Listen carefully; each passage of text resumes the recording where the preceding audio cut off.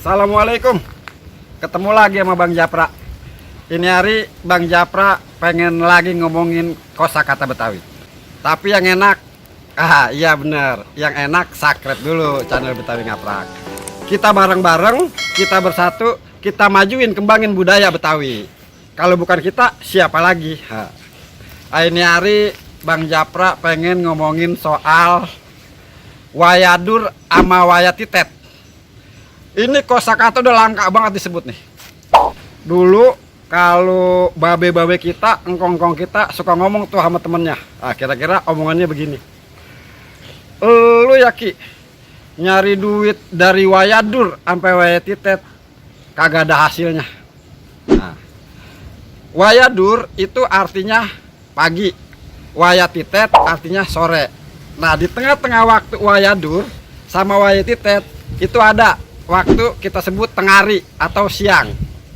Nah, kalau di musim kemarau lagi sedang panas-panasnya, itu kita bilang tengari bentet. Ya, itulah idiom-idiom kita. Jadi dari wayadur, tengari bentet, wayatitet. Nah, ini hari Bang Japra pengen ngomongin soal ngaliu. Nah, ini kosakata yang udah cukup lama nih. Jangan-jangan udah nggak pernah didengar lagi sama generasi Betawi milenial. Ngaliu itu artinya persoalan yang belum selesai. Jadi misalnya kalau dulu ada persoalan yang belum selesai, itu orang suka ngomong ngaliu banget pala gua, puyengnya nggak habis-habis. Contoh dalam sebuah kalimat atau dalam sebuah dialog seperti ini, tiba-tiba ada yang datang ngomong, "Pra, ngapa sih lu? Tampang lu lagi kusut banget, kayak selampe belum dicuci."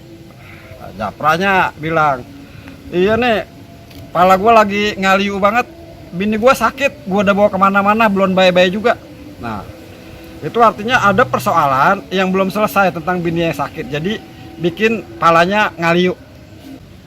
Semoga ungkapan singkat ini soal kosakata Betawi bisa lebih mengingatkan generasi muda Betawi milenial bahwa mereka juga punya bahasa leluhur yang harus mereka jaga, mereka lestarikan, dan mereka kembangkan.